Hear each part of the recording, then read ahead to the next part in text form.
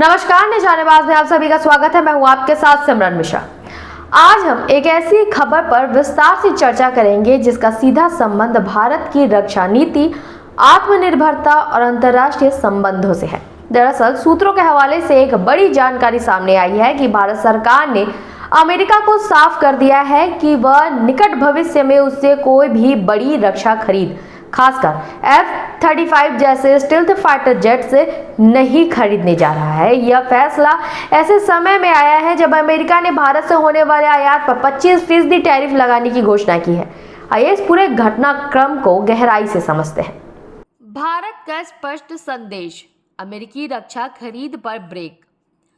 Bloomberg ने भारत सरकार के सूत्रों के हवाले से जानकारी दी है कि राष्ट्रपति डोनाल्ड ट्रंप की ओर से भारत से अमेरिका जाने वाले सामान पर 25% टैरिफ की घोषणा के बाद भारत सरकार ने अमेरिकी स्टील्थ फाइटर जेट F-35 खरीदने की किसी भी योजना से इनकार कर दिया है।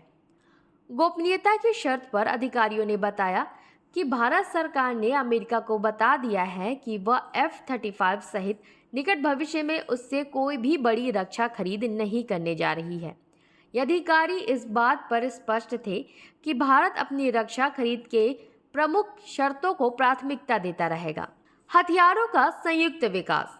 भारत चाहता है कि रक्षा उपकरण केवल खरीदे न जाए बल्कि उनके विकास में भी उसकी भागीदारी हो। तकनीक का हस्तांतरण। भारत के लिए ये महत्वपूर्ण है कि उसे खरीदी गई तकनीक का हस्तांतरण मिले ताकि वह इसे अपने देश में विकसित कर सके। भारत में निर्माण। मेक इन इंडिया के पहल के तहत भारत अपने देश में ही रक्षा उपकरणों का निर्यात चाहता है। इससे रोजगार के अवसर पैदा हो और स्थानीय उद्योगों को बढ़ावा मिले। आत्मनिर्भरता।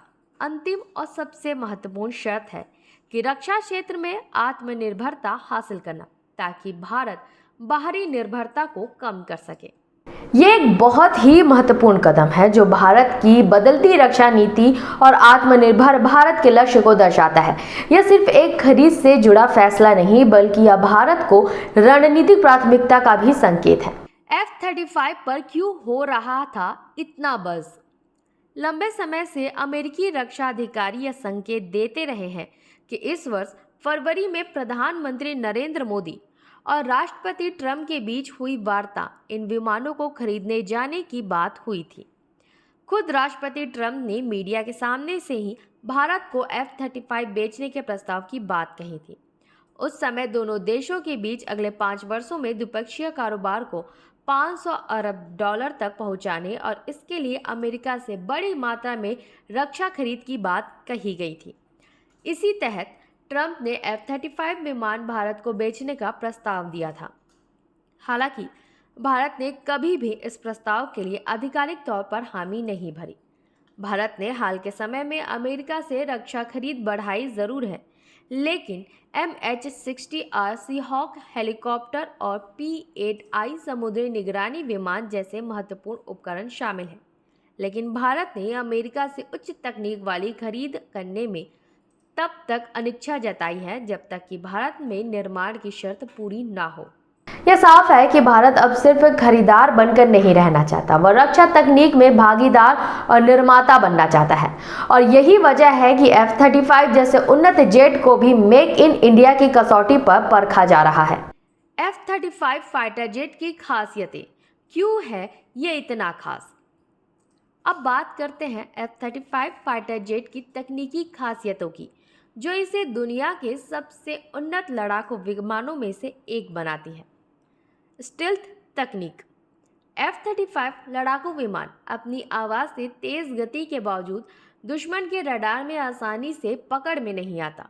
दरअसल स्टील्थ विमान होने की वजह से इसकी रफ्तार 1.6 मैक यानी करीब 1930 किलोमीटर प्रति घंटे तक पहुंच जाती है। इस रफ्तार में भी कई आधुनिक रडार विमान का पता नहीं लगा पाते।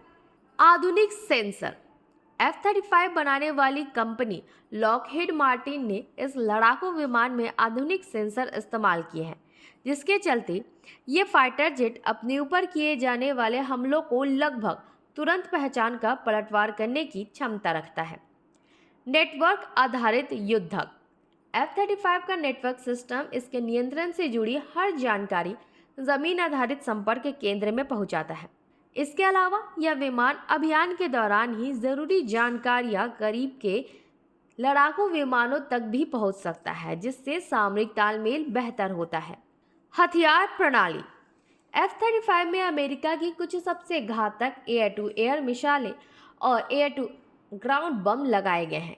इसके अलावा जेट में 25 मिलीमीटर की क्षमता वाली आर्टिलरी का भी इस्तेमाल किया गया है। F-35A को परमाणु बम ले जाने की मंजूरी भी दी जा चुकी है, जो इसकी मारक क्षमता को और बढ़ाता है।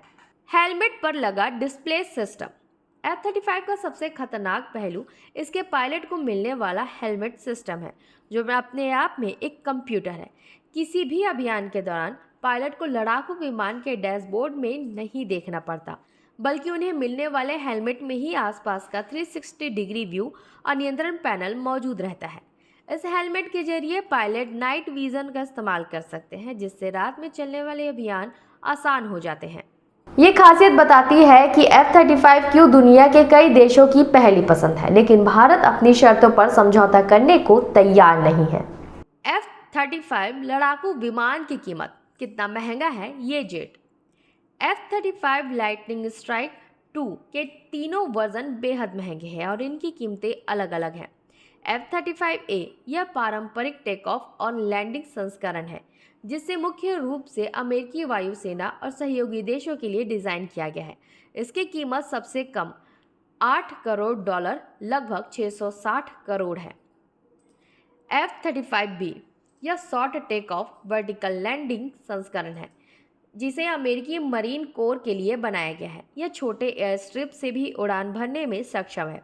इसकी कीमत करीब $10 करोड़ यानी कि लगभग 825 करोड़ रुपए रखी गई है।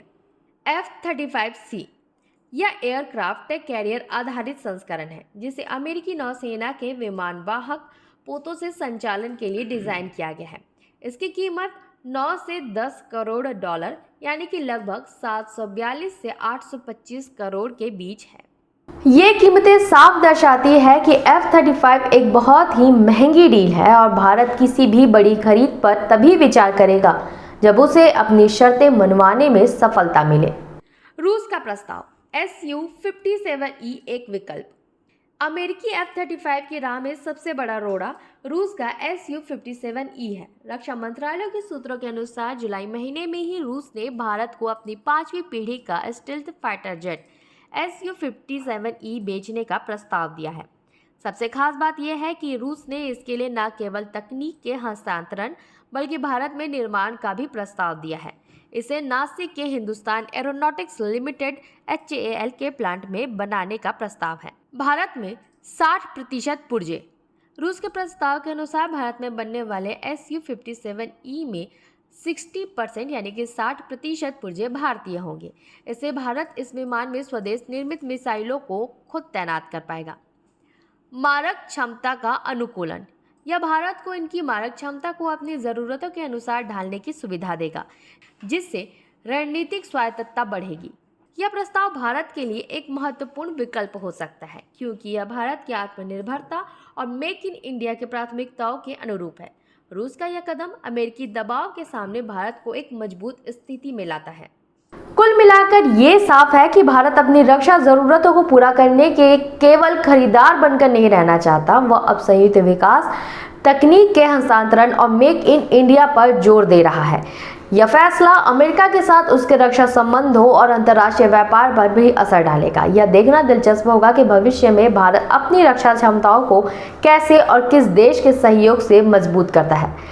आज के लिए बस इतना ही। बने रहे निशानेबाज के साथ। नमस्कार।